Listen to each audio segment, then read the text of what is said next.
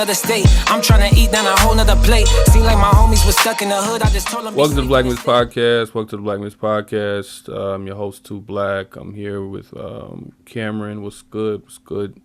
Hey, y'all. All right, this is part 2 of Algorithms Are Colorblind.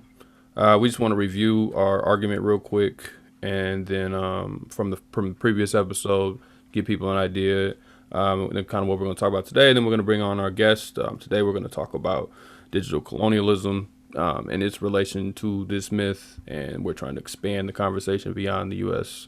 Just a quick run through. We talked about even just the term colorblind itself is a misnomer. It privileges sight over other forms of how racism manifests itself or how people come to understand race. So even using the term colorblind is limited, honestly. Algorithms are expressions of larger systems of oppression. They're not some pie in the sky thing that's happening separate of human beings. They are the ambitions and expressions of the systems that we live under, white supremacy, capitalism, etc. We pull from the Data for Black Lives document, Data Capitalism, and they gave us kind of a sketch that we can play with, and we just stretched it a little bit. So they talked about how data tracking is rooted in capitalism and slavery, and Cameron did a great job breaking that down on all the different facets, how that went. Then we moved to the more recent times with Amazon and all the terrible labor. Yeah, fuck Amazon. All the terrible labor practices that they're involved in and tracking, and now Amazon, has a primarily black and brown population. I know this, personally as somebody who used to work there. We talked about the racist ads that Facebook engages in as far as ethnic. Facebook too. Yes, fuck all of these, ethnic affinity that they just stopped doing. We talked about digital redlining or reverse redlining, depending on how you want to frame it, where people get charged different insurance rates depending on their neighborhood. That's usually based on their color and their zip code. So that was just, just to show how algorithms are just not neutral at all. They are definitely not colorblind. But that conversation is fine, but that is often the stuff we talked about in some ways is still sanctioned on some level within the kind of liberal mainstream. And it doesn't deal with the hegemony of tech, of big tech, of big data, and whether these companies really should exist at all, and if they should be able to exist privately without any real control from the people that they quote unquote claim to service. And I think a good example of that is what occurs in the global South, and we're going to talk more today about Africa and South Africa. And now there's this rush to you could call it a new scramble for Africa, but it's a digital scramble this time. So, Mark Zuckerberg is doing the Two Africa strategy. They're trying to build this cable around the continent. And Africa is actually the youngest population in the world. In 1900, Europe held 25% of the global population, tripled out of Africa. Yet by 2050, Europe is on track to hold a mere 7% of the global population. And 1/3 of the global population will be Africa. It's the fastest growing population on the planet. So as we know, capitalism is constantly trying to expand itself and is always looking for new markets. And the global South, particularly in Africa, but all across the global South, is that new market. But what does it look like if that market is completely controlled by U.S. or Western companies? That sounds very similar to colonialism. So today we're gonna talk about digital colonialism, and not even just thinking about who owns the data, because I think that kind of at times can minimize. You're like, okay, I didn't create it, I don't own it. But it's about more than just ownership. It's what they're then doing with all of our data. Every single thing that you do on your cell phone, online, in TV, with your credit card, all of that information is going somewhere, and then it's being used to then continue this notion of capitalism, imperialism, and colonialism. And that in itself is something that needs to be stopped. And so many times, as a consumer, we can just put that on the back burner because we're not thinking about it. But when we're not actively thinking about the ways in which folks are aiming to control our everyday lives, then we are allowing ourselves to not have agency. And so the goal of this podcast is to not only debunk these myths, but to provide information so that way you not only know what's going on around you and the things and the forces that are actively working against you, but then through that knowledge, you can be empowered to have more agency in how you move within your life to break away from that.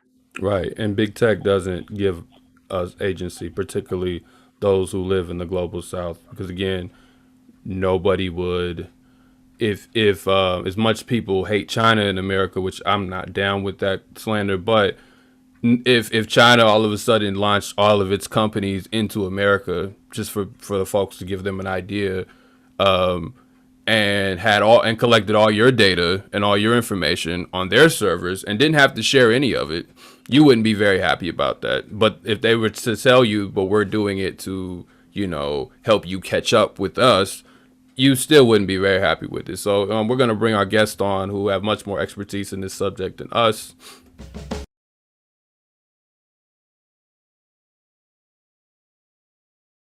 Thanks for being on here. Would you all like to introduce yourselves and just explain your positions and what brought you to this conversation? Sure. So my name is Michael Kwet, and I'm a visiting fellow at the Information Society Project at Yale Law School. And I did my PhD in sociology on tech at Rhodes University, also called the university currently known as Rhodes, in South Africa. And I'm working with Tshiamo on activist stuff around tech. Hi there, my name is Tshiamo Malatji. I'm an anarchist organizer here in Bloemfontein, South Africa, mostly focusing on food sovereignty and post-natural building. I've also done a lot of work on African arts and philosophy, and then most recently, I'm working on this People's Tech campaign, more from the anarchist perspective. How do we move communities away from relying on big tech corporations and moving toward people's tech? Thank you both for joining us today. We talked a little bit about our last episode, which talked about how algorithms aren't colorblind, and even the notion that saying that they are colorblind in itself is problematic. And so today we are just really grateful to be here with you all to dive deeper into digital colonialism.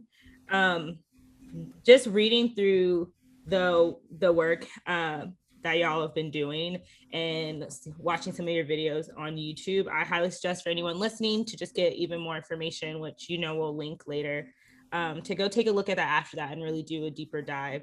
I was first taken aback at thinking about digital colonialism as a whole. What are some of the observations that led to just the coining of the term digital colonialism? All right, so I guess I'll start off here. So the term digital colonialism has been around for quite some time. It's something that if you kind of look back at searches through databases like Google Scholar or whatever else, you'll find the word kind of scattered around, and then maybe in the late 2010s it starts to pick up more and more. But as a concept, in terms of awareness of the colonial character of big tech, it's been around for quite some time. So my work on this personally came about just through the process of doing a PhD dissertation in South Africa. So I inquired in 2012 and started really working on tech in South Africa around then, to work at it with well, eventually I wound up at Rhodes University, and I went down there 2013 and had to pick a topic. So I picked the education system. The ANC, Mandela's party, decided that they wanted to put tablets, or proposed that they were going to put tablets into schools because there was a textbook crisis in the Limpopo province. And so I started looking into as an area of focus, the deployment of tech in schools. And through that process, it became apparent that not only was there this kind of big data orientation trending, so let's not just give kids computer devices, let's monitor every little thing that they do, and then let's use quote unquote AI systems to recommend their homework and assess them and rank them and start building a kind of database about patterns of behavior in the population as they move into the educational system. So that would be education-specific technology, but obviously you want to contextualize the tech to the bigger picture always. And in that sense, it became apparent that big tech is a very Western American-centered big tech is very dominant in this space.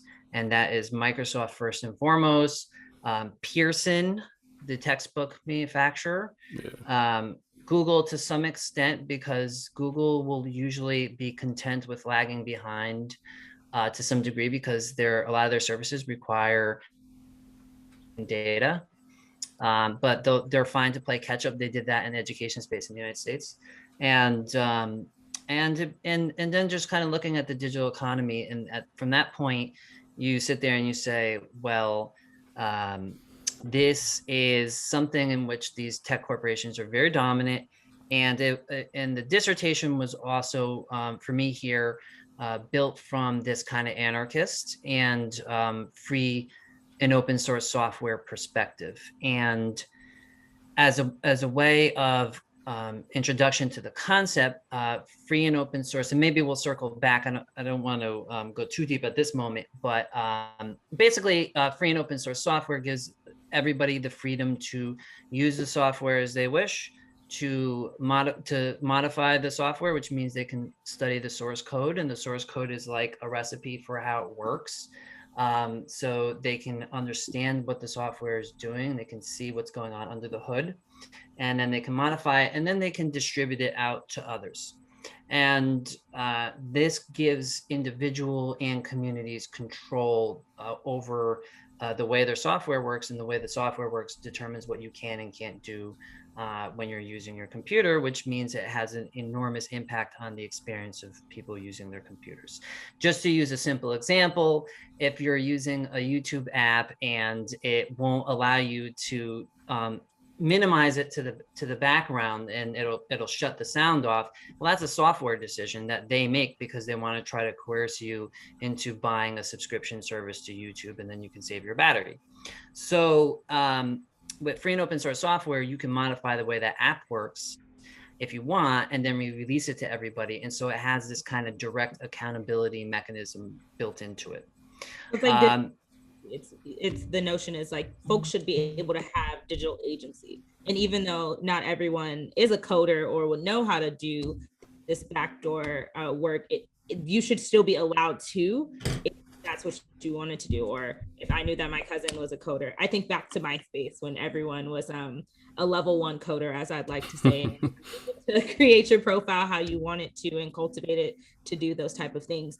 And now you could never do that with your Facebook profile now because of the way that this is now set up. Yeah, and so just for me to close out this like small kind of opening framework, so the government commissioned people to develop software policy in the early 2000s, the aughts, and this is a paraphrase from one of the documents. They looked into it and they decided that they were big advocates of free and open source software. And they basically said that dependence upon imported ICTs can increase reliance on foreign skills, creating incentives for skilled workers to emigrate and disincentives for workers to develop skills for which there is less of a domestic market. Because of the profit potential and in order to support a global customer base, the corporations providing ICT products are motivated to become ever larger, and with their size comes additional political and economic clout, which is typically used to further their own advantages as they enter new markets, and also use this power to suppress new competitors. And so that, even though they didn't call it digital colonialism then, they were basically saying that we want a policy that is oriented around a commons-based software ecosystem, and that we don't want to colonized by the big tech corporations. So digital colonialism being something that is about political, economic, and social control, it's the concept has been there even when it wasn't really called that back then. And then obviously as tech expanded and it became all over the place in society, eventually it was inevitable that people were going to start, drawing the parallels to colonialism. Yeah. Thank you so much for that. Tshiamo, like, what brought you to this work? Like, what really had you be like, this is something that I want to continue to pour my time, my energy, and advocacy into? Yeah, as an anarchist, it's very important for me that we escape all forms of colonial control, across the continent, which is going to expand into the technology environment. We're living in a world right now where technology has eclipsed all aspects of our lives. We've seen it in the way in which we grow food, in the way in which we educate learners within schools, in the way in which we communicate with each other and spread and networking. So technology is really important. So obviously the colonial and imperial objectives of the past are just transmuted into the new technological era. And you were asking a bit earlier about what observations have we made. You'll see that prior colonization was about moving into a particular space and then trying to create some kind of control within that space, forming camps and then using violence to intimidate and coerce control, and then forming structures or institutions to maintain that sort of control. So there's founding violence, which transforms Africans into subservient natives, etc. And then there's violence that's used for management. Technology, I think, is that new institution that big technology corporations in the West, the big five, Google, Amazon, Facebook, Apple, and Microsoft, use to maintain the power and control of Western imperial objectives. So why do I need to get involved? Well, obviously to take down and challenge the structure and the system. From a young age, I wasn't necessarily using technology that much or high-speed internet. But once I entered into formal education and then university, that's something that you have access to. And you sort of really realize the extent to which these large technology corporations control the education environment within the country. And that's the only avenue most people in my part of the world have with technology. It's only at school that you actually have internet or you have access to these devices that can do so many amazing things. Technology, and this very closed off space is controlled by a few corporations. So certainly that's something I want to oppose. Right, and it seems like the lack of quote unquote accessibility is used as a means to invade, for lack of a better term. As far as like when I was just prepping for this episode, I see Facebook has the Two Africa plan, and we're gonna get later on. We're gonna get to the Great Reset and the World Economic Forum, but there's this idea that that Africa and the global South needs to catch up, and then that's used. It's, at least to me, it seems that's used as an access point to just take over your entire digital ecosystem. So could you kind of speak to that as well? Yeah, not much to say on this because I think you've covered it quite accurately. There's this idea that there wouldn't be access to physical devices if not sponsored by some large corporation, and then the infrastructure that's needed for internet transfer, even just the software that we need to use, like the most basic software, like a word editing program. We have Microsoft Suite come and teach people how to use Excel, Word, and those sorts of softwares. But the reality is that's not the case at all. A lot of Africans, even without having immense infrastructure, find ways to build innovative technologies. I mean, there was that documentary about the boy in Kenya that created a windmill within his community. Don't know if you've seen that story. We are very ingenious in the way in which we use technology. We don't need large corporations in order to have a technology environment. In fact, it's a bit counterintuitive. So our university has a computer skills program that forces every new scholar at the university to learn basic software, but we actually pay Microsoft for that software to find out, to teach people how to use Word and Excel and all those programs, when there's alternatives that the university wouldn't have to pay people to use, and those people would still get the adequate computer skills. So instead of being something that is giving people access to the internet, giving people access to devices, it's actually a major cost on various institutions. And that kind of cost re-entrenches itself because now the entire community only knows Microsoft. And so all the institutions feel like they're forced to continue buying Microsoft subscriptions. So it actually isn't helping us gain access to the internet. It's taking away a lot of capital that could be, mainstream toward building more infrastructure within African villages and places where people don't have any access at all. So I think it's actually counterintuitive. So you're not able to build your own because you're paying another company to bring it in. Is that fair? Fair interpretation? And there are already. There's distributions of Linux for operating softwares. There's Libre, which is an Office suite. There are so many alternatives that are already built that we could simply just use. We could transition in a week. Entire institutions can transition within a week and then stop having to pay people like Microsoft for subscribing to whatever we're getting from them. It's also ironic, this notion of the Global South needing to catch up when majority of the raw materials that are even used to build all of this software is located right in the continent. Yeah. And so it's not a notion of not having access by choice. It is a notion of goods have been continuously extracted through colonialism and sent elsewhere, to where the very folks that are actually cultivating the goods for this and having to create these software from scratch on a manufacturing level are then not even allowed to have them, to use them. So it's not, I always find that to be ironic, that the Global South is told that this is done so folks can catch up, when in reality, if the Global South wasn't being exploited to begin with, the Global South would have had control, and the continent as itself would have had control over all of this from the very beginning. And so coming back to thinking of not just regular colonialism as a whole, but specifically digital colonialism, I wanted to just ask, what are the basics of digital colonialism? In a nutshell, digital colonialism is the use of technology for political, economic, and social control where of another group or territory, right? And so obviously there is also the empire within, which is always a part of colonialism as well. But it's predicated on property and ownership, right? And so you have, if you want to look at the digital ecosystem, you have software, which is the stuff that is the set of instructions, the human intelligence, if you like, that tells your computer what to do. You have your hardware, which is like your processors and your devices and things like that are made out of physical materials.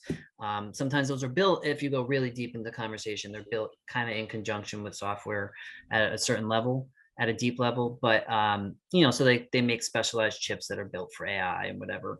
But the point is that you have software, you have hardware, and then you have network connectivity, where we have all these computer devices and they communicate with each other, and they might do that through platforms, they might do it directly, but there's a network of all these things. And so in that sense, the software, the hardware, and the network connectivity is owned and controlled by a handful of corporations, and also it's dominated in conjunction with nation states, and it's predominantly an American affair. It's not, even though it's sometimes said, there's no parity between American corporations in China. There's none. The US corporations are completely dominant. Now, not inside of Chinese borders, but once you start getting outside of Chinese borders, China is in a way distant second place. And so it's this, if you're looking at, say, political power, well, if you look at, say, a Facebook, they can dictate and determine what is said on their network. They can shape who sees what. The content moderation. They can kick political groupings off there if they want to kick political groupings off there. They're accumulating, right? So they're plundering. Corporations are inequality machines, and they pay out lots of money to shareholders and executives. And there's a tier of very unequal distribution of wealth. And so when they show up there, there was an article in the South African press a few years back, before it really became trending to talk about it, that Google and it was predominantly Google, but then also Facebook, their share of advertising revenue is like something like 80%. And so you have an outflow of revenue for these things, but at the end of the day, if we're looking at it, a handful of corporations own everything that you want to do. So if you need to do, so if you want to use a computer in the modern age, you're going to pay out Intel, AMD, NVIDIA for the processor that's in your device. They own the cloud computing, Google, Microsoft, especially. Amazon and Microsoft especially is the top two there, right? So the clouds, the processors, the hard drives, especially the solid hard drives, the operating systems, the office software. You want to talk to your friends and family, you go over social networks, you go over chat apps, right? WhatsApp. Basically, anytime you want to use your computer, these corporations are getting a cut, right? So and these corporations, sorry to cut in. These corporations are are based in the U.S. and they're controlling the ecosystem in an entirely different region of the world, right? Like that. So everything you said is not only that they just control these things, but it's like they don't even have any sovereignty to be in these places in the first place, right? Like technically speaking.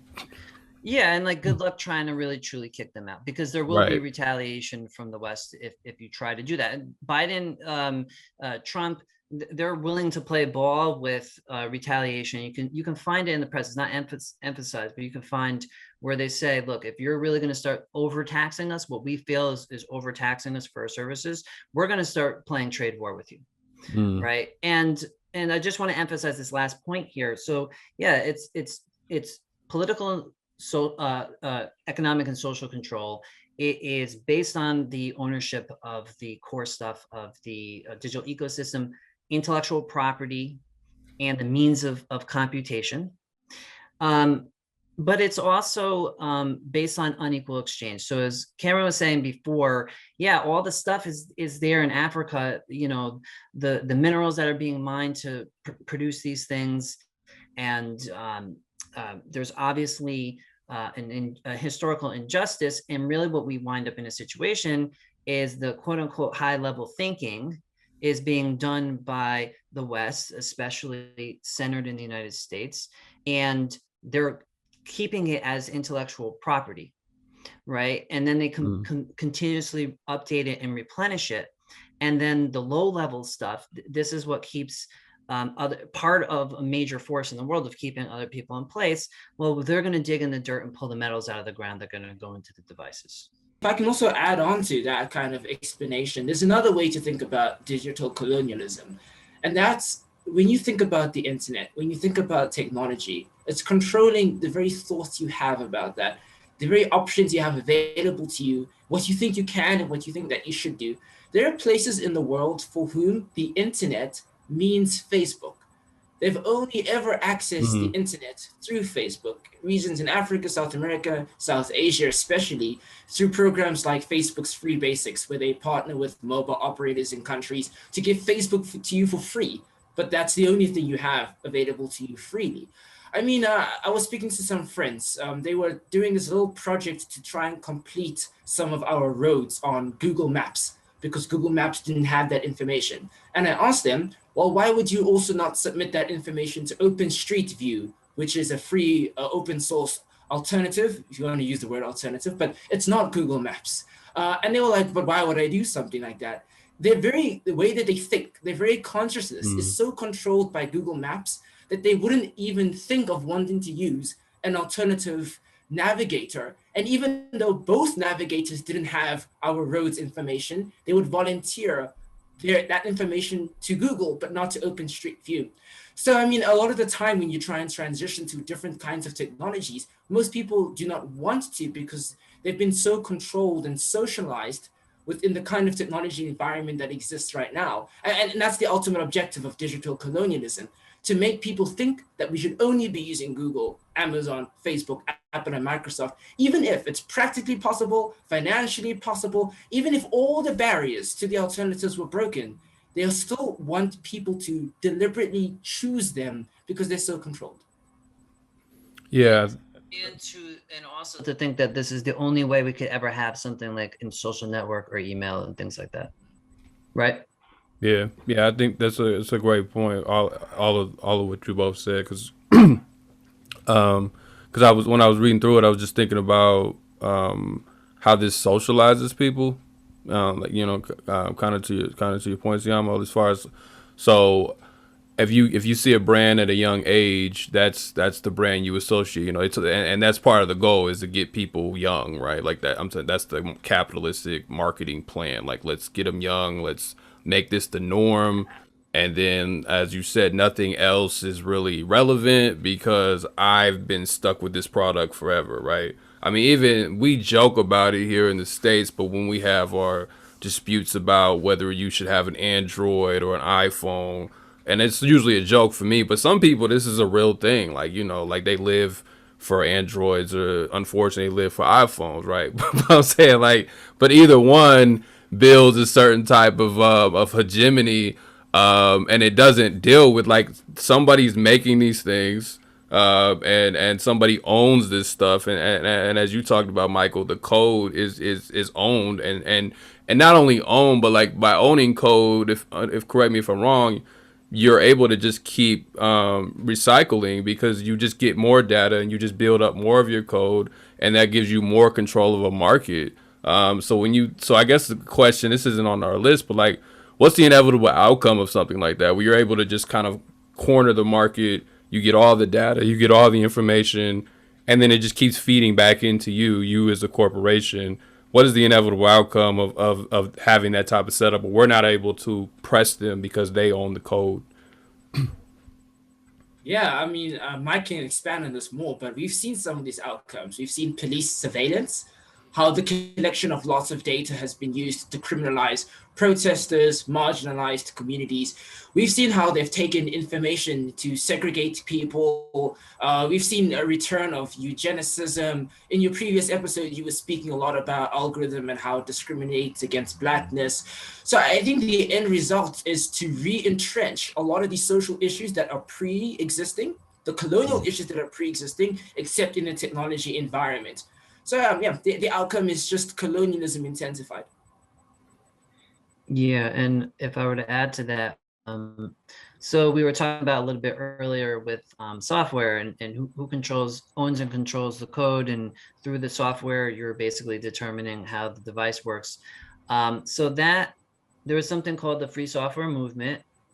It kind of started out of the 80s with Richard Stallman, and he had this issue where a printer wasn't working right, and he wanted to fix it, just like Black, you were saying, with the software you wanted to fix. And the company, I believe it was Xerox, were like, yo, this is proprietary, you know, we're not going to share it with you. Mm-hmm. And the culture he was at the MIT Media Lab, the culture there was that you share your code. So he saw that as kind of an attack, and started up a license that would basically say, if you have this software, then there's going to be freedoms that are going to be passed down, and that freedom is to use, modify, be able to access the code and change it and share it freely.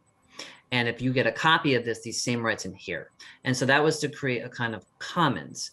Now that era was different than what we live in now, in the sense that it was an era in which people were taking software, buying it from a store, sticking a floppy disk or a CD into their computer and installing the software, and they really weren't connected to the internet. And then with the rise of the internet, eventually you have the rise of platforms and cloud-based services. And so what happened was, this is where there's a little bit of nuance here when you're thinking about it. A company can now use open source software and run it on their server, but they don't have to actually because they're not distributing it with that license, they don't have to disclose how their modifications to the software, if they're using free and open source software, occurred. And so they can keep those in the dark, and then they can use the community's labor that was the free software development, and then they can impose their will on the experience of the user, even when they're still using free software. So what wound up happening was there became a mixed economy of free and open source and proprietary software, and then centralization of much of what we do onto the cloud. And the saying goes in the free software community is there is no cloud, it's just other people's computers. In other words, when we're using Facebook, we're basically using Facebook's software that we're connecting to through our web browser or an app, and that they're dictating, how that experience works.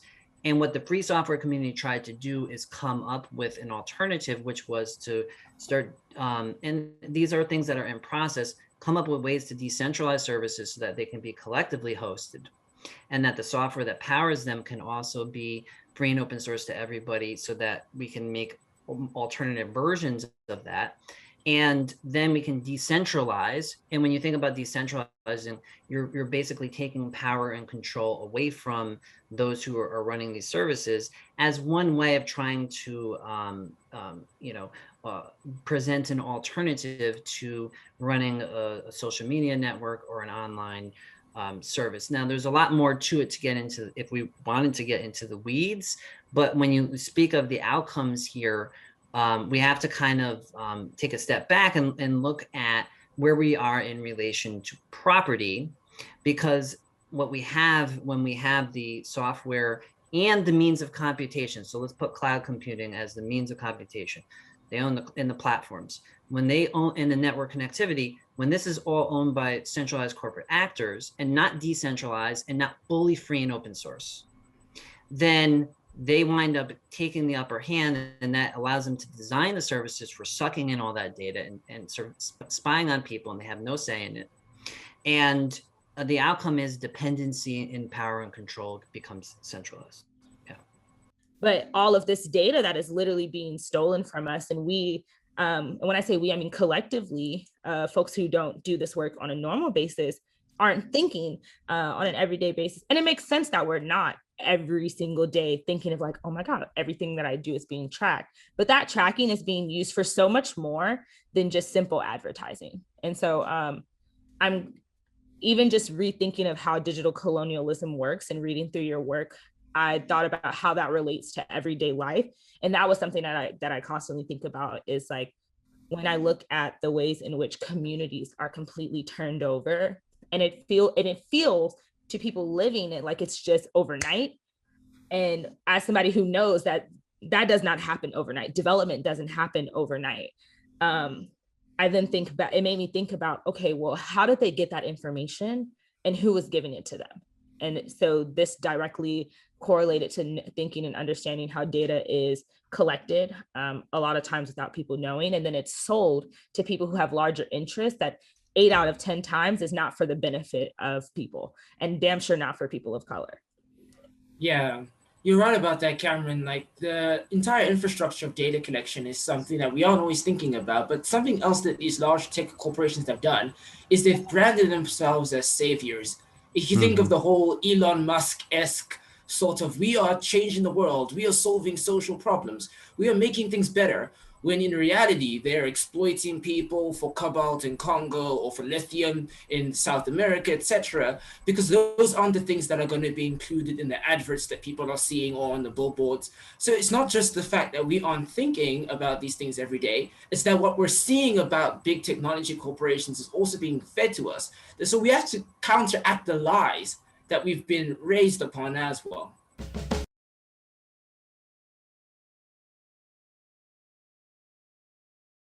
For sure.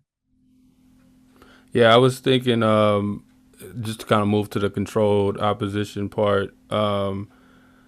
So we talked about, I talked to you, Michael, offline about this, but we can talk a little bit more on it now, as far as there's a level of criticism that is become mainstream in regards to big data. So even some of the stuff we covered on the last episode, and we mentioned some of this in the introduction, is it's sanctioned. It's I think I read the term state sanctioned critics, right? So there's certain things you can launch. Like, you can talk about racist algorithms in certain contexts. You can talk about how it might inform some of racist policing, and talk about facial recognition. There's some conversations about maybe big tech has gotten too big and it needs to be broken up. Like, this is kind of what happens within the liberal sphere, but we don't hear anything about what we're talking about today, about how companies that exist in another country can go into other countries and drop all their technology, you know, and as Cameron noted, based on resources that were stolen,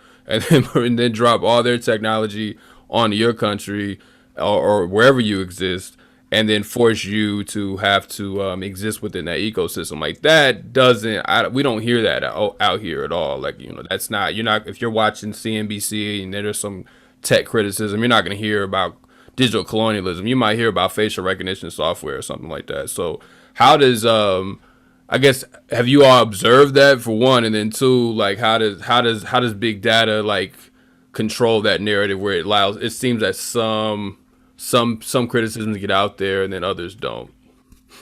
Tshiamo had just brought up saviors, right? And we not only have the corporations presenting themselves as saviors for providing the products and services that they're telling everybody they need, but we also have a cast of intellectuals which are centered in the United States and dominant institutions in the United States that are also presenting themselves as saviors. And those include liberals, progressives, and what I would call fake radicals. And I don't mean that from a place of purity either. Like, I'm happy to have good constructive relationships with liberals and progressives and everybody, right?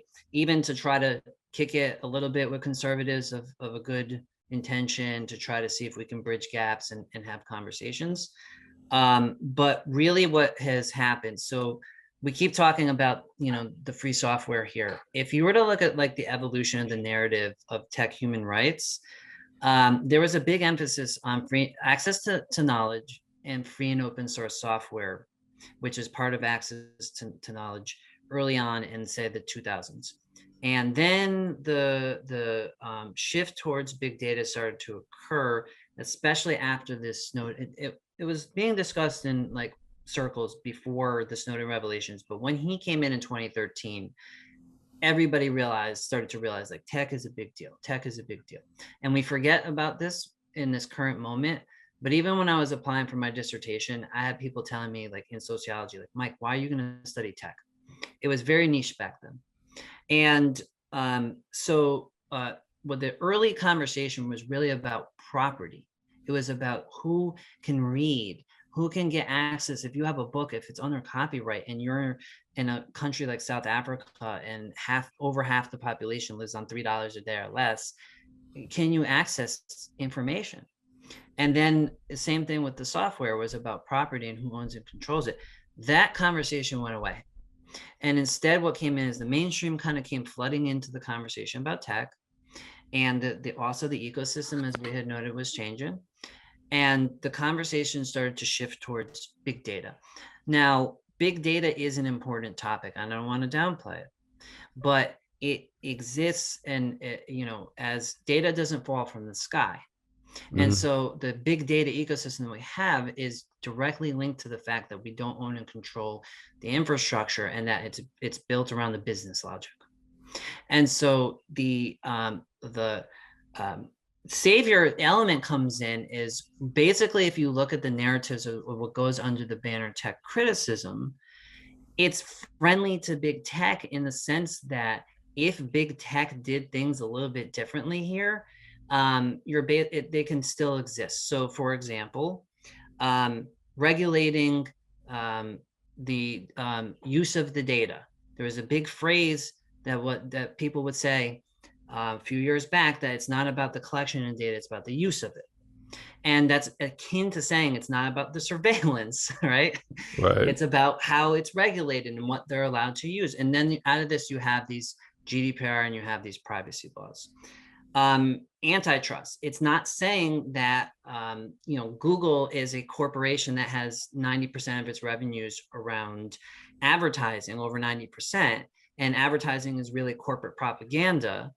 Maybe we shouldn't be constructing a technology service to society that we all want. We want search engines, we want email services and stuff, we want smartphone operating systems, but does that have to be built around a model which is basically privatizing it, owning stuff as property, data, and some of the software, and shoving corporate propaganda down people's throats? This is not the message that you're getting out of the quote unquote tech left. Instead, you're getting these they pick a few very narrow topics that'll be something like algorithmic bias, or let's improve some of the wages and working conditions of some of the workers, or let's have some of these kind of weak privacy laws, or even something like antitrust, which is essentially about making competitive capitalism. Let's make capitalism great again, is what antitrust is. And out of this conversation, what you don't have is this kind of thing where it says look, first of all, we have an American empire project. Second of all, all of the ownership of this kind of stuff, if we really want to deal with these human rights abuses and the inequality that's being produced, we need to hit at the root. And as uncomfortable or difficult as that is, we can't fool ourselves into thinking a handful more Facebooks and a few privacy laws, and then we call it a day.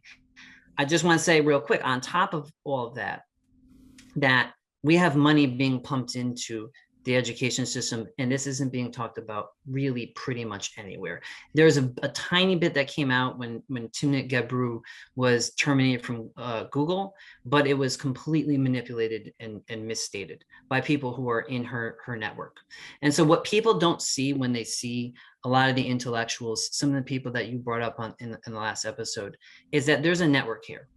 And the network is elite academia. That's your Yales, your Harvards, your Stanfords, your MITs, your Cambridges.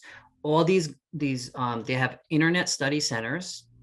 They're pulling money in, and they're extremely dominant in the conversation. There's kind of an elite within that elite. There's actually some good people around floating in these places, but there's an elite within that elite. And then you have money coming in from big tech. And I want to be just concrete on this here, and give a story. And maybe I'll step back a second before I do that. But Microsoft has pumped money into NYU. They've pumped money into this. Their data and society is a huge kind of big data kind of tech ethics studies, founded by Dana Boyd, Microsoft researcher, started with money from Microsoft. AI Now was co-founded by then Microsoft researcher Meredith Whittaker and Kate Crawford, who's from Microsoft, and they take money from Microsoft.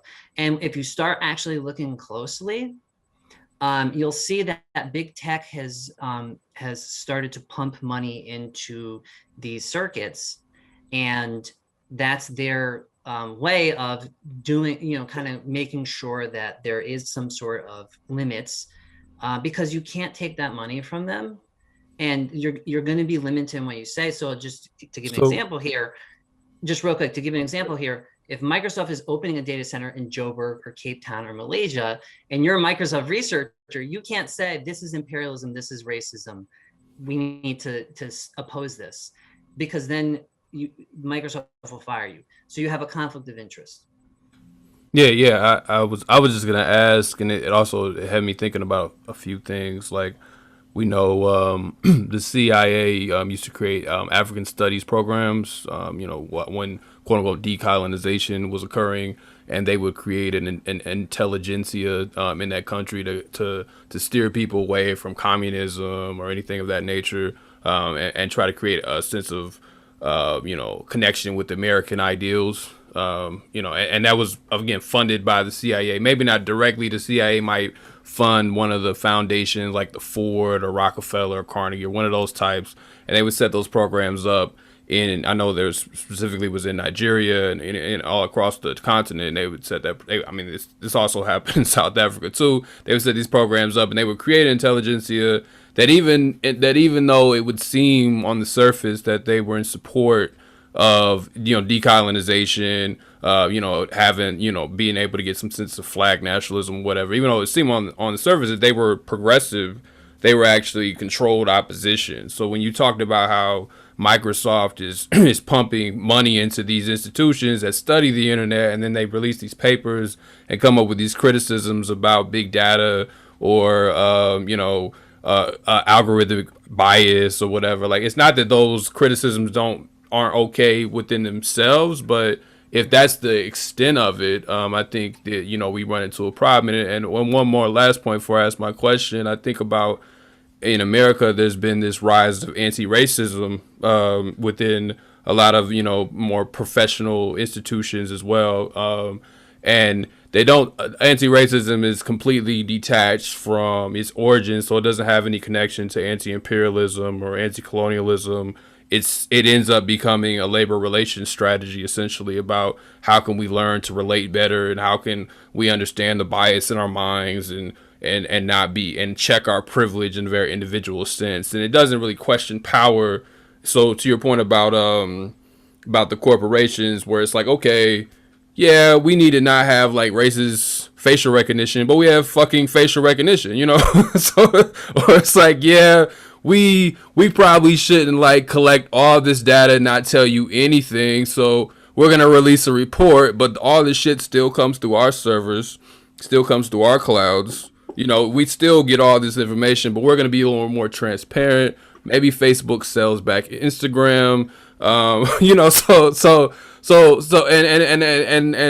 Chomsky talks about, manufacturing consent, and one of the ways of manufacturing consent is not about necessarily censorship. It's just about limiting the spectrum of debate, and that's what you see here, where the debate is just, okay, let's deal with some bias, and let's like not be as aggressive as corporations. What was Google's slogan? Something about evil or no evil or something like that. But ultimately, like, there's no real sense of, as you all talked about, decentralization, and whether these companies should exist at all, honestly. Yeah. So I could ask a question, but I said a lot, so I'll just let y'all respond to that. Either one of you. I think, Black, I can really touch on this with two things. The first is what a lot of these corporations need to do is they need to convince people that they don't have chains on them. So they tell them, we're good, we're helping you, we're providing a service. Now, Rosa Luxemburg said that, if you don't move, you won't feel your chains. So something will happen. Movements will emerge. People will realize that these big tech corporations are doing bad things. They've noticed their chains. So what the tech corporations have to do is convince people again that they aren't wearing chains. And to do that, you don't actually break the chains off. You just tweak yourself a little bit and tell people, oh, we've addressed this and that problem, so we're good again. And that, like you said, that's the whole liberal ideology, to pretend like you're making progress, to pretend you're making changes so that people don't feel they've got chains. Then the second thing is, for a lot of the people who are members of the controlled opposition, yes, as Mike mentioned, they're being paid. They don't want to hurt their bottom lines. But for a lot of them, there is this sense of self-importance, this idea that they are doing something revolutionary, that they're becoming important because they're sticking it to the big tech corporations. Well, they aren't really, but it's really important for a lot of activists to pretend to be activists without actually addressing the problem. So I think it's a duality of the corporations have the interest to hide the chains, and then you've got some particular individuals, especially if they come from an elite community, who need to separate themselves from the other elites. I'm not like the other people at NYU or MIT or Harvard. I solve social problems. And they can do that by not actually addressing the problem, but by pretending. So I think these two interests, they merge. The person that wants to pretend to be a revolutionary, and then the corporation that wants to recruit them and say, look, we've recruited revolutionaries. Yeah, that's a big that goes beyond tech. Unfortunately, that's a strong sentiment within the whole U.S. left in general. This sense of, I didn't sell out. Very individual importance, but not much really getting done at the same time. I look like you were going to respond to that, Michael. I'm sorry. Yeah, and I mean, to add to that, and maybe Tshiamo can comment also on the South African scene, because I feel like some of this also, there you have like a little bit sometimes different dynamics. So A, you have like catching up kind of narrative, but also B, you have kind of a replication of the resistance that is visible in the United States, right? So these talking points about algorithmic bias and stuff like that are actually, if you look closely, are kind of picking up from those who are critical minded in places like South Africa. And it's of a different character in my view, because it's not that they necessarily are selling out, but it's just like, it's a kind of place to look and see, well, if I want to criticize, I get, that something's wrong here, but where do I look? And, sometimes there's a lagging behind also of things, because in the South African context, You're dealing with people who need electricity, food, you know, like they're overwhelmed. And that's what's, I think, so disturbing about the fact that these companies are going into these areas and they're taking over their emerging economies. They're pushing their products and services in there. They're opening up facilities, and they're completely unopposed by the community in the United States that claims that it's there to help the most vulnerable people. Yeah. Right. Even on a non-tech capacity, a while ago in college, I watched a documentary called Poverty Inc. And I think I talk about this to just about anyone who ever wants to talk about nations that that we call poor, and without actually acknowledging how they got there. And it's like, you're depleting things from a community. You are then forcing them to work to continue to deplete them. And then when economies fall, you blame the very people that you exploited. And then you just continue to then pour in foreign aid to a point where folks can never get back on their feet, because foreign aid that was stolen, right? Stolen. Like it's literally stolen. And then you're literally pouring free aid and goods into various communities across the world, and now they cannot actually build back up their infrastructure. How am I going to be a farmer when you're bringing in free things? How can I have a company where I am creating clothing or shoes or soap if all you're going to do is use your aid companies who are getting grants from their government and your government now, literally having to pay for this aid in order to then be able to have my people be sustainable. And they'll never be able to be self-sustainable because you've depleted everything, and then you are creating the system that will continue to keep them oppressed. And we see that when we look at the ways in which these tech companies come in. And then they flip and tell people, like, well, you actually need us in order to get back on track, because y'all are now behind. And it's like, we would have been right on track if you had literally never stepped foot on our soil to begin with. Yeah, and Cameron, what they'll do, especially during colonialism, when they would build railways in African countries, they would build them toward the ports. The whole idea was that the minerals that exist within your continent need to be exported to Western nations. So even in this whole catch-up environment, when they come in, the things that they actually give you aren't helpful for you. They're helpful for them. Microsoft being at my university isn't helpful for anyone in my university. Most of those people don't have personal computers at home. They're learning how to use this technology so that they can maybe one day work for a corporation that is also using Microsoft, etc. So all of that's helpful for Microsoft. It's not helpful for us. But I guess to what Mike was saying about what's happening with activism in South Africa, he's definitely got the nail on the head. It's very difficult to prioritize technology-based activism when most people don't have access to complex smartphones or technological devices. You've got an array of other issues. I work on food and housing mostly. So technology is still like not first on the list of things that we have to address within our community. But at the same time, there are intersections.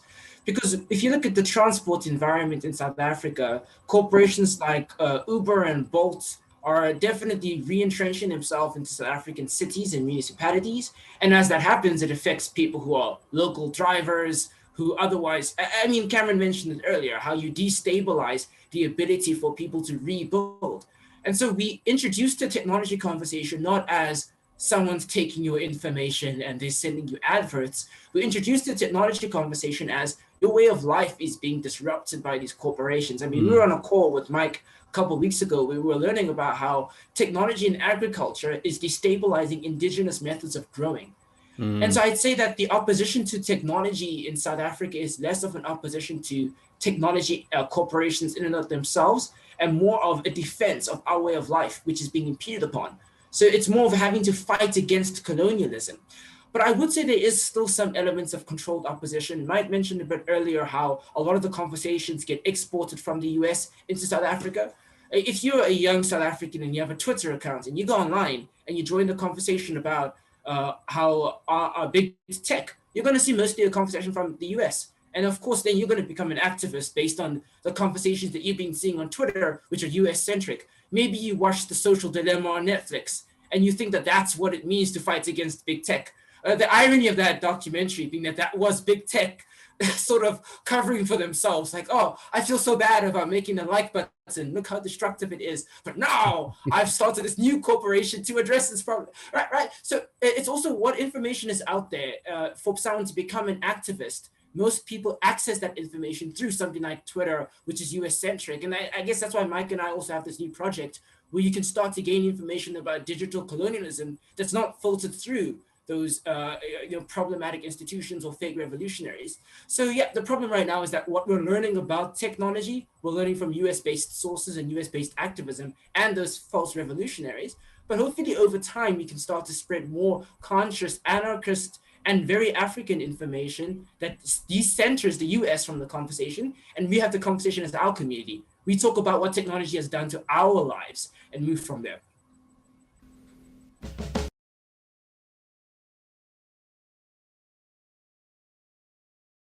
How does just the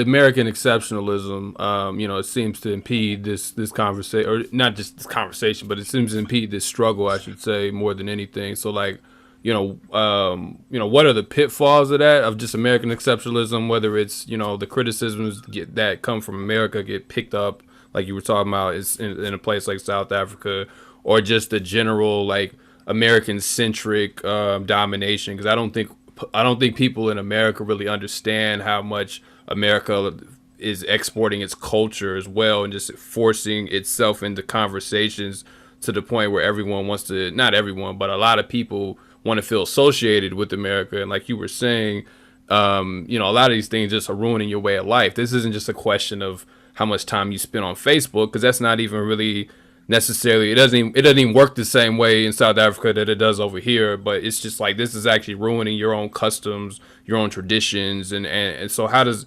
American exceptionalism play into all of that?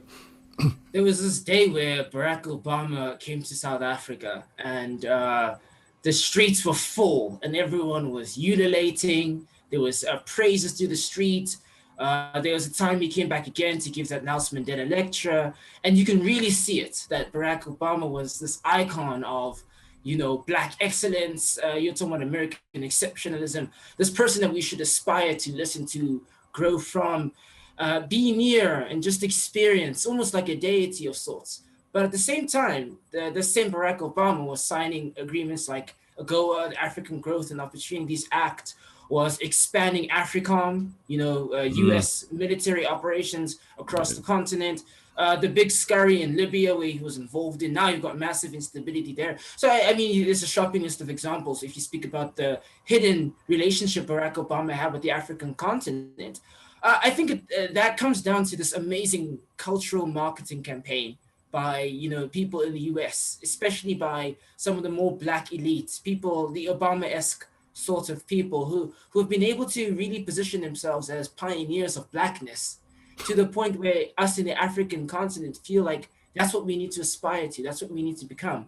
It became a huge conversation when Black is King was released, the project that Beyonce had with African collaborators, but it was Beyonce's project, and it actually sparked a huge debate this side, because I actually think there were more people that supported Beyonce's film across the continent, and more specifically where I am here in South Africa, than were against it.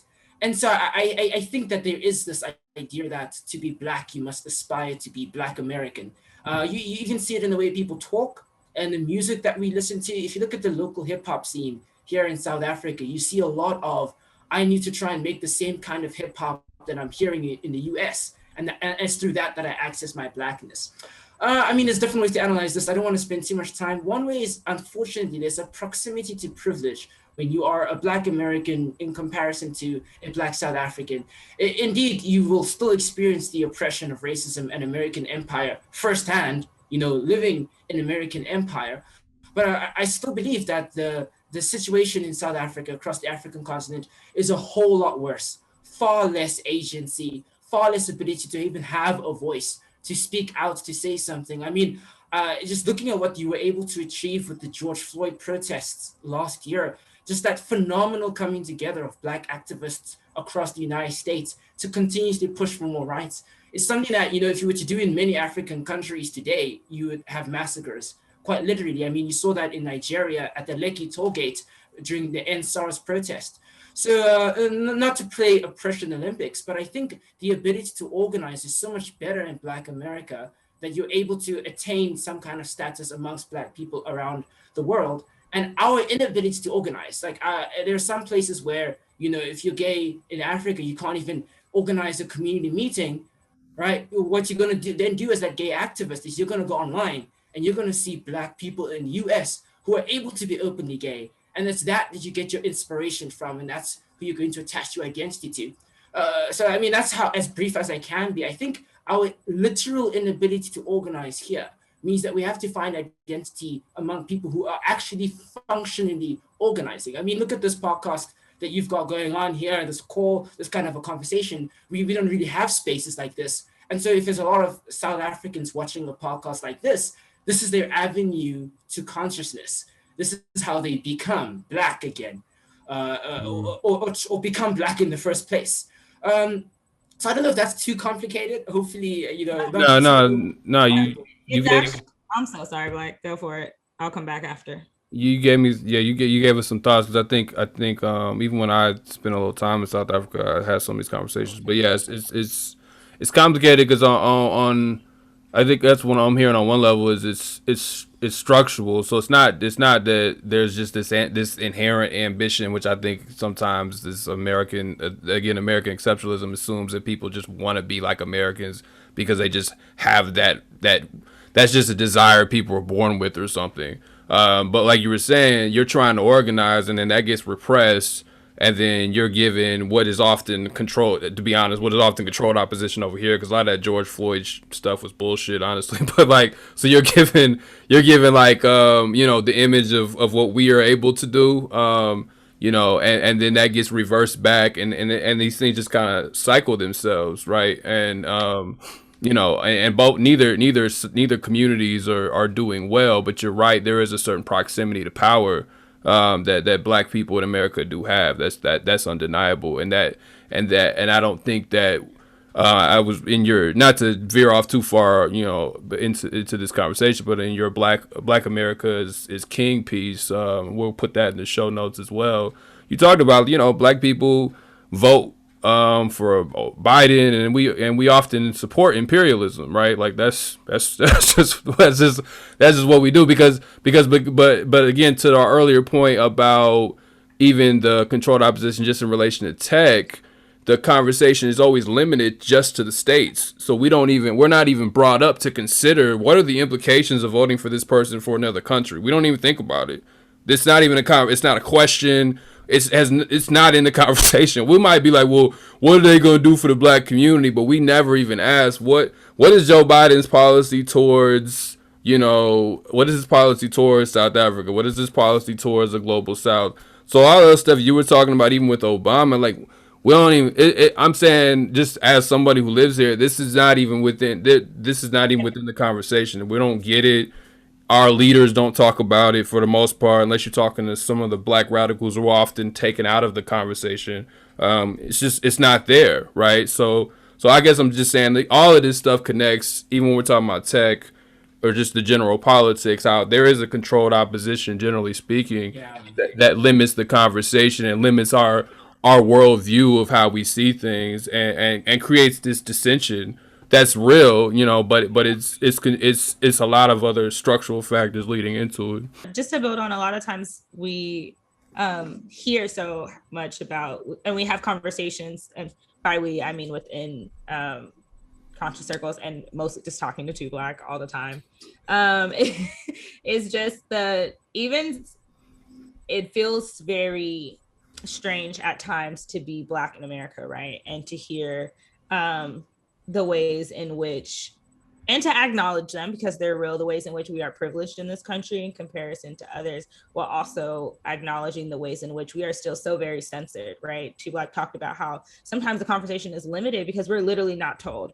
If you watch any news station in the US, it is very rare that there's even a inkling of foreign things that are being discussed at all, unless it is used for US empowerment, right, from a global capitalistic colonialistic standpoint. So the only time you hear about things that are taking place in the Middle East are when folks are being identified as a terrorist, or when it is so large you cannot ignore it. And even then, the conversation gets spun to where we have to, where when I say we as an Americans, not myself personally, the narrative is then spewed in ways to which you are told to identify with other foreign oppressors, to where the actual oppressed in other countries are then continuously criminalized, right? We talk about, and as two folks up here who cannot stand Barack Obama, there was so much conversation about how this was such a huge win for everyone. This was the first Black leader, as if Black leaders had not existed ever in life, both afar and up close. And so it's also something that's humbling, even when we think of the ways in which we still struggle within our movement, in which protesters are still being arrested and beaten and disappearing and being murdered. And that's to that.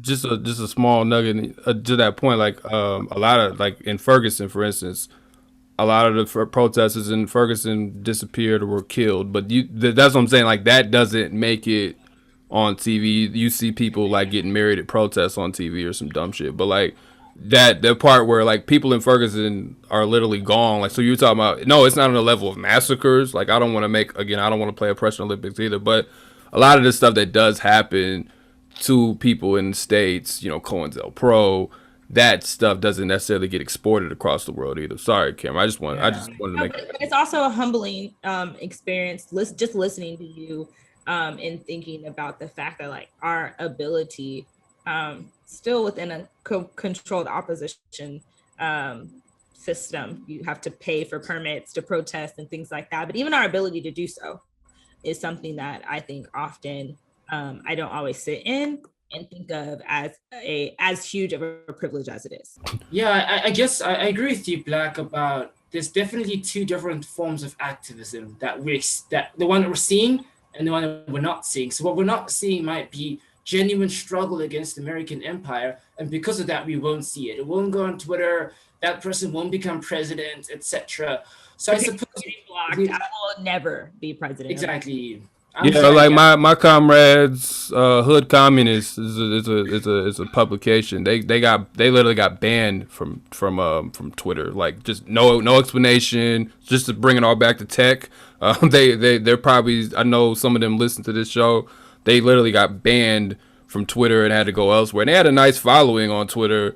And it was probably a lot of white so-called leftists that helped get them banned. But that's another conversation. But yeah, I was following Hood Communist on Twitter. Yeah. So I suppose you're correct that what we're seeing is actually American exceptionalism, in the sense that it's not genuine activists trying to take down American empire. The people who are being promulgated to the top are the exceptionalists. They're the people that see themselves as custodians of Blackness, as saviors, but not people who will actually address the real problem, which is empire. And then, of course, a lot of us this side are learning from them. Unfortunately, it's so interesting. And I'm going to bring this back to digital colonialism, but you mentioned how so many people in South Africa and across the continent, in a lot of ways, look to the US to be able to formulate like for themselves what their Blackness means and feels. Whereas for so many of us here, we're literally looking to the global South and looking at Africa as our way to find home and to find self. And even my earrings were a gift from someone from Ghana when they came back.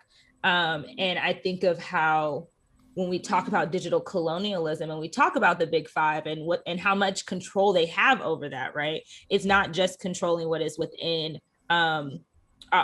just software and tech as a whole, but also controlling the narrative. Your school says that, like, you only use Microsoft products because you need them, even though you don't. But because of the way American exceptionalism is formatted, if Americans are using this and they're using it and it's working out well, and we look at Silicon Valley and we talk about how tech has just boomed across the US, then of course elsewhere in places that they view as underdeveloped, then that narrative is going to be spewed. And that is how they continue to create a monopoly of like, well, you have to use this, you need to use this. And then once you are using it, we're stealing all of your information, all of the goods, all the things that you're working on, and all of your data for our own good. And so to bring that full circle, even just thinking of the ways in which the media plays a role through culture, through class, through what is being perpetuated through propaganda, is then being used to continue to fuel digital colonialism in an aspect that then goes back to the plundering of goods, that then goes back to the hyper surveillance of people, the overall collection of data that y'all have been continuously talking about, that's then being used to continuously oppress everyone, right? In South Africa, it looks like we have all of these things, which in some aspects we do, but then in so many aspects we don't, that don't get seen. We don't get to hear or see due to a level of digital censorship of what's taking place in other places. So that way it makes it far more difficult to mobilize on a global level to not only take down big tech, but to take down colonialism and capitalism globally. Yeah, I just want to add one last thing on this conversation on exceptionalism, and that's to speak about South African exceptionalism. Yeah. So we've got a massive problem. I'm mostly speaking from the South African perspective when I say we want to be Americans, because it is a very South Africa-centric issue. If you see xenophobia within South Africa, extremely rife. I mean, every day, one of the biggest trending topics online is going to be some xenophobic trend about, migrants, African migrants who have come to South Africa. It's going to be about this phrase, put South Africans first, which is the rallying call. Sounds very much like something Trump would say. Or ADOS in America. Yeah. I don't know if you're familiar with that. If you're not, don't worry about it. Don't look it up. But yeah. Don't waste your brain cells. Yeah. So in the tech environment, it's the same, in the same lens.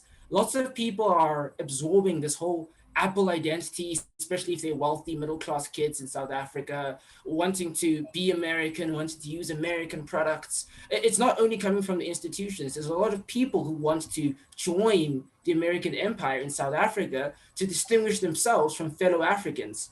Like South Africa, in many ways, is one of the most westernized African nations. South Africa's on the G20. South Africa's part of BRICS. I mean, you can just keep on with the list of things. I mean, South Africa was just invited to that G7 summit they just had. So South Africa definitely is also not going to be the place through which we want to see the finality of opposition to big tech. We need to see in DRC, where the actual cobalt mining is happening, a massive resistance to big tech. South Africans, myself included, need to do more than just address the South African aspect of the problem, but the continent-wide aspect of the problem. And it's not going to happen if a lot of South Africans also see this exceptionalism. They'll be like, okay, as long as none of us are being exploited for these minerals, the Apple phone is fine. If it's my brother in the Congo, that doesn't matter. And lots of South Africans still have that kind of view. So the controlled opposition, that's another lens of it in South Africa. It's also a lot of South Africans who just don't want to oppose a lot of these colonial practices because they see themselves as the better African or the better Black or the one that can be living in the master's house, whilst the other is, to borrow, I know it's a phrase used a lot in the US, you have house Negro is the kind of phrase. In many ways, that's a good description of South African exceptionalism. So I don't know, I can keep on giving more examples of things South Africans do, but I'm sure you're aware of that. That's going to be a big problem in terms of opposing big tech, because these aren't only things that affect South African communities, they're things that affect the entire African continent. In fact, the entire world. It affects people in South Asia, it affects people in Latin America. So we need an internationalism approach, and that's very difficult when a lot of South Africans, even within the activism environment or the so-called left environment, are still too South Africa-centric. I would love to keep going on this one, but we're gonna try to get to digital socialism, and so we close and just learn about some of the stuff you're actually doing to combat this problem. So I'm gonna just kind of kick it to Michael, because I know he's like, damn, I'm the white dude in this conversation. I can't talk, but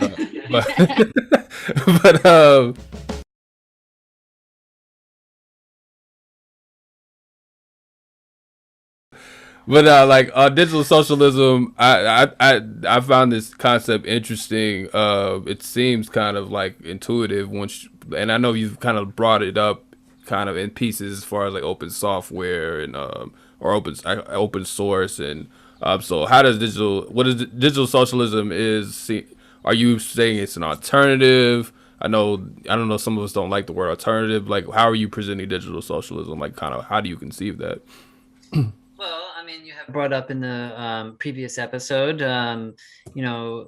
Marx and use value and things like that. And basically, the idea is that it's not just an alternative. It's absolutely necessary because we have something we didn't really talk much about today, a terminal illness in our species called capitalism. And if we do not figure out how to solve this growth oriented, environmentally destructive thing, of which big tech is very much a part, and not just for its carbon emissions, that we're going to collectively as a species, but not, of course, responsibility goes to those with power, but still it's going to be a wicked disaster that a hole that we're never going to climb out of. And things are going to get really ugly. And so we're in a very difficult situation. And so in approaching this question of like, what do we do about big tech? I think it should be ultimately formulated to environmental sustainability and planetary boundaries. And we approach this from a degrowth perspective, and a degrowth perspective acknowledges that there are limits to growth and production, and we are exceeding them. And that if we want to be sustainable, we can't just keep grow our way to alleviating poverty, where, say, people who are living on such small amounts, well, the dominant narrative for poverty alleviation has been, well, if we grow the economy, as long as everybody gets something more at the end of the day, then it's all cool in the carpool, right? Rising tide lifts all boats. Yeah, as long as a little bit of your boat goes up too, then don't complain. And that thing is destructive. It's beyond. If you look at the good environmental science on this right now, it's growing fast, and it's basically saying, look, we're going to both overheat the planet and we're destroying the ecosystem and the habitats. And so where does that leave us? If we're going to talk about literally capping material production and consumption on a aggregately as a species, then that means that we have to redistribute wealth and income because there's not enough to go around. And so the issue when we're looking at big tech, it's an inequality machine. It's unsustainable. It can't keep going like this. And we can't just look at it as like tax the rich, because the reason we have these inequalities is because there's a way of life in the economy which empowers those who own the property. And the mode of production is every bit as much as looking at who has ones and zeros in the bank accounts, right? And we don't want those dependencies. And that's when we're looking at something like, well, the unequal exchange and unequal division of labor globally.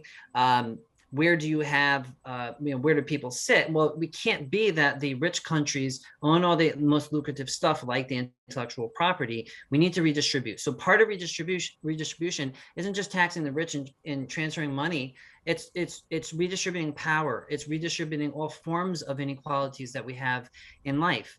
And so if we're to look at something like tech and get a little specific on this, if we're to drill down a little bit more, we want tech that's going to be used for, you want to produce it for what? Not for exchange so you can make money and get rich. Yes, we all understand we need to all have a means of sustenance, but when you're producing that thing, you want to produce it not for exchange and profit, but for use and need. And to give a concrete example here, let's say you have a weather app or a calculator app or whatever you want to use. Instead of having that thing built so that you can maximize how many people use it, so then you can maximize ad exposure, which is corporate propaganda, which is promoting consumerism that's destroying the planet. Yeah. Instead, you would just produce a weather app that tells you what the weather is, right? Like that's it. That's its purpose. And so then, what you're doing at that point is you are changing how you fund, because we want to have people who are getting paid on a daily basis to build this stuff and to maintain it and refine it. Now, I do want to say here, in terms of also the free and open source software, I was part of a project a couple years back about there's all these app trackers in your apps in the mobile phones, and these are kind of like your cookies in your browsers, where if let's say you make an app and you want to put ads inside your app so you can make money that way, you basically can put a little snippet of code in there, and that will load a marketer's software, and then you can start tracking everything in that phone, the contacts, whatever, how often they open the app and that kind of stuff, where you go if you click on stuff, did you click on stuff, and then they can find out your interests, and they can shove ads that are targeted ads at you. And the ability to have access to the source code gives you the ability to modify those apps and take those things out, so it has accountability built in. And so last point here, I want to say that if we're looking at that access to knowledge, if we're looking at we want to spread out as a socialist model, the knowledge and the means of computation and the production. So we don't want this all bottled up so that every time somebody has to use a computer, they're paying all these big tech corporations. Instead, these things need to be socialized completely, right? So no more big tech. Yes, we want search engines. Yes, we want email services. Yeah, we want communication platforms, but where we can decentralize, we want to decentralize. Where we want to open up the source code and the knowledge, including culture, including books, movies, all that kind of stuff. Unlimited access for everybody. We can find a way to make sure that we produce all that kind of stuff. That makes it equitable, and it begins to distribute out one of the crown jewels, to take away one of the crown jewels of empire, which is the intellectual property, the control over technology and the means of computation, and distribute it out broadly. And so that would be, and then in order to do that, we need a lot of people to help get together to think about how we can fundamentally make this work. So that has to be a collective project, and it's a very, very not an easy thing to do, but we do have some alternatives in place already. For example, I put out a guide at Right to Know campaign called People's Tech for People's Power, of which, kind of that's derived from People's Education for People's Power in South Africa, the phrase. And the idea was just to put everything, to contextualize colonialism and to put into place. There actually are a lot of stuff that we can already use, such as Ubuntu Linux operating system, that are free and open source, such as Signal instead of WhatsApp, such as LibreOffice instead of Microsoft Office. And we can keep going on down through it, but the idea is that we need to fully transition out of a business logic for our tech development. And we need to do one that's on the basis of equality, solidarity, use, and need. Yeah. So that's the wide snapshot. So what I basically do a lot of the time is I work with people in my area to move them away from proprietary-based software. So we're routing people's Android devices so that they can remove a lot of the bloatware that comes pre-installed into your phone that you don't want to use or that you don't need. We're helping move people away from Microsoft operating software toward Linux operating software, lots of different software changes. And there's also a macro struggle where we're fighting for infrastructure. We need servers, we need access to the internet, but all of that, as Mike mentioned, not funded through big tech and through an ecosystem that relies on things like advertising and growth, but through community initiatives. There's no reason why a municipality here in South Africa, which has a budget to give people devices or internet or technology, or fourth industrial revolution, which is a phrase that's everywhere in our government today, should use a lot of that budget on Microsoft. If there's already resources allocated to spreading technology within a community, they should use people's technology and community-based technology. So there are ways in which we can build infrastructure and capacity for technology that does not rely on big tech. Our campaign is to lobby institutions to do that. Now, I mentioned earlier that a lot of people in our area don't access computers at home through personal computers or the internet. They do it at institutions. We're talking about cafes, no more privileged cafes, universities, recreation centers, even certain sporting facilities. That's where you might find a computer or the internet. So you need to lobby these institutions to change their institutional practice. And that will, bubble down into changing how people access and experience the internet. So I mean that's the basic snapshot. I mean sometimes it's very tricky because you'll speak to someone and you'll tell them about this, and they'll they won't care or they won't understand why it's so important. Why should I use DuckDuckGo instead of Google search? Because so first you need to start with this macro explanation of what's going on in the world, like a consciousness or an education effort, before you can even get to the tangible, practical changes to the way in which people live. Sometimes there's an inability to want to like really grapple with this thing because there's so much other shit. I mean, even you were talking about how we're just trying to eat, and so then you bring in tech, and it's just like, oh, this is another problem. But so how do you as organizers, I'm asking, like, how do you work around that? Because I mean, obviously this is a central issue just as much. I mean, because this is connected to the environment, as this is connected to more than just your preference on your phone. This is actually connected to the material world. So how do you work past some of those like blocks that come up when you're trying to like work with people? I think I can go first here. I wouldn't necessarily describe a lot of the blocks from a literacy perspective. Right. People not being interested in. I mean, a lot of the people want to learn more. We want to know more. We're so interested and eager to explore. There's many people who have never had a cell phone. The moment they see a cell phone, they're very interested to really know and understand exactly how this works. The thing that we need to create interest for is that big tech is bad. If I could phrase it that way, it's very difficult to generate that interest.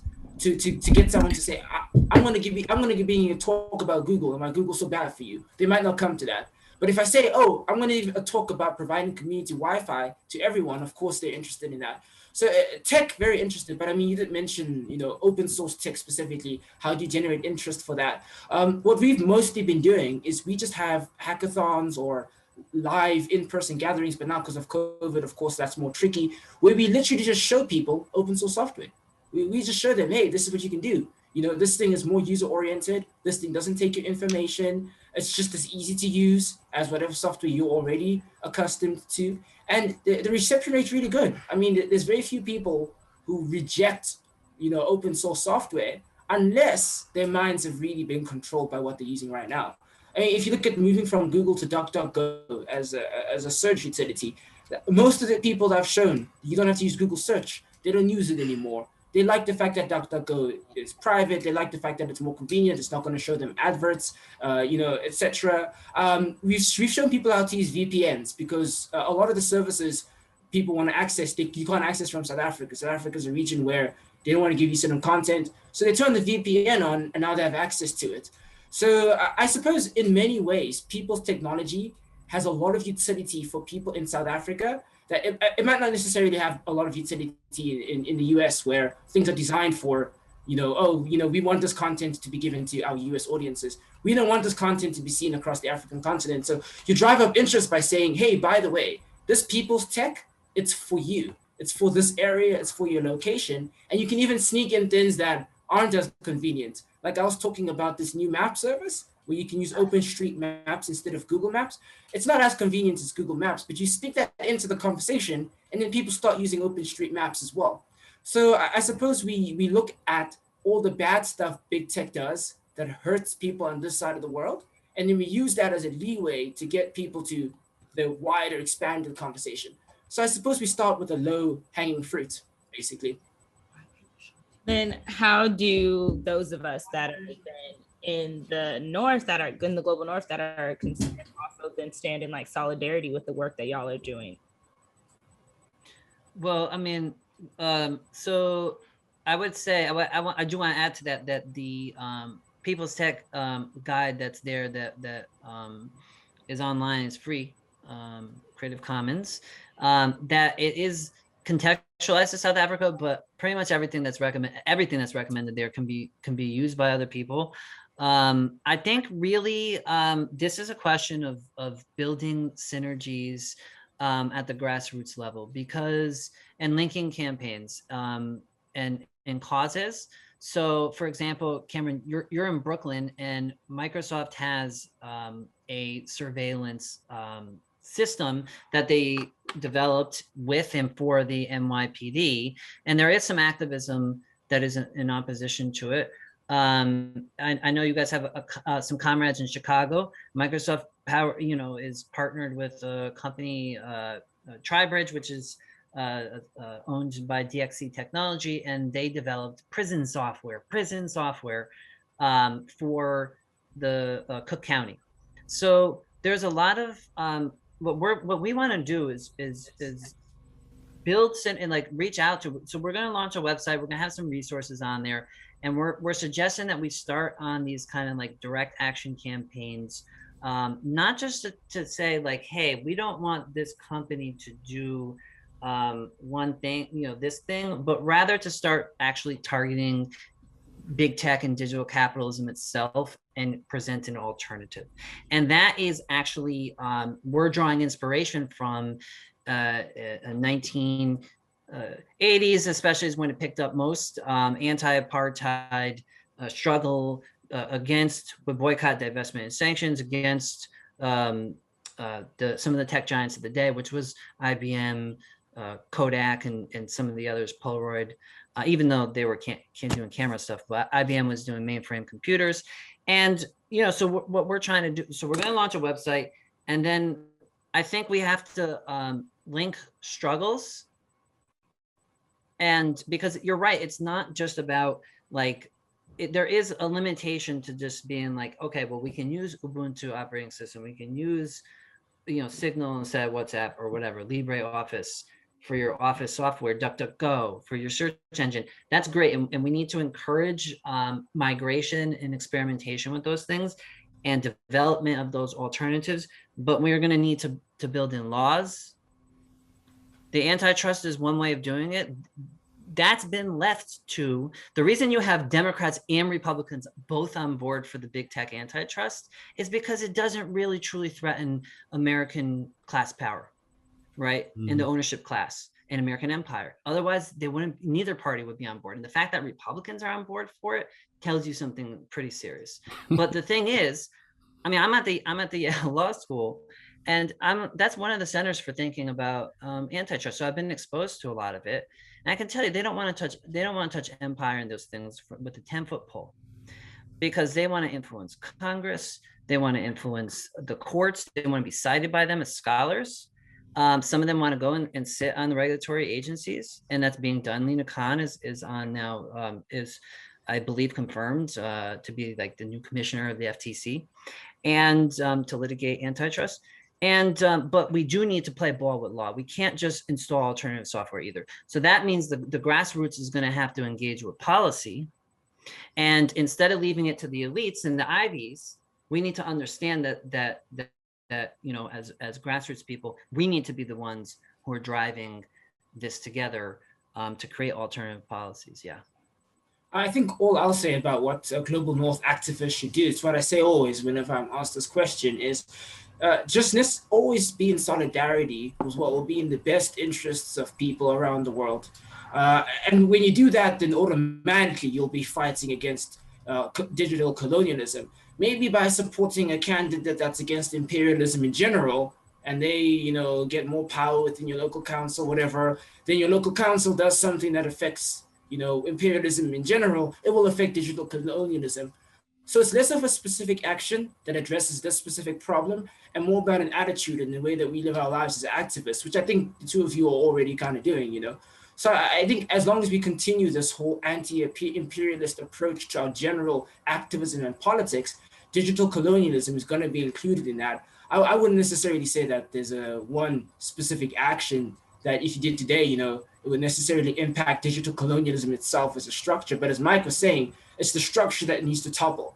So as long as we're all working toward the toppling of the structure, through whichever way we do it, then it's going to affect food colonialism, it's going to affect green colonialism, it's going to affect, neocolonialism, which is the different, I don't know. There's not like this one little neat thing we can do that's just going to end it. We have to be engaged in that struggle and just let that dialectically play out, not this like, I'm just going to, and that's an American thing, it's unfortunately, where Americans like, what can we do?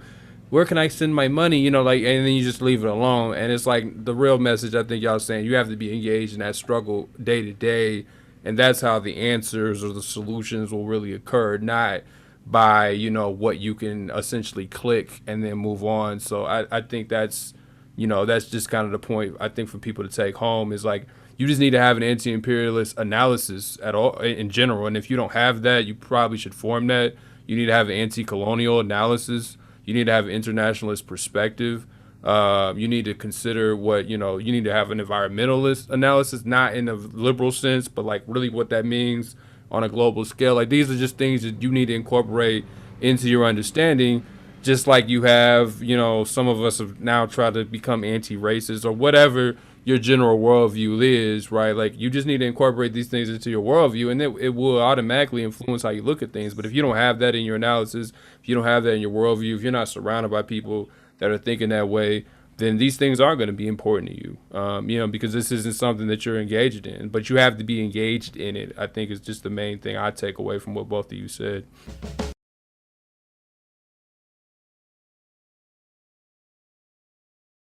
We thank y'all for being on. If there's anything you want to say real short, keep it brief because we got to move. But like, if there's anything you want to close on, please share. Otherwise, we're very thankful for having y'all on the show. It's great information, great analysis. Yeah, thanks for having us on. We're so grateful. The only thing I'd like to say is we can do this. We can win. We just need to keep fighting. Yeah, and thank you so much for having us on. I love the podcast. I'm gonna check out other episodes, and we just want to also just mention that like within about a month or so, we're gonna be launching a campaign, and we hope to work with you all and find others, and yeah, just work together. I think always the best struggles are ones that are working in solidarity, and yes, we can do that. I think we can think our ways through it and fight back and be effective. This was incredibly informative, and as somebody who did some of the research prior to us even being able to speak with you, I was blown away, and just through conversation, I've continued to feel like I've expanded in my understanding in the way that it connects to me as a person and to me as somebody who's going to continue this fight. So thank you. Yeah, appreciate it.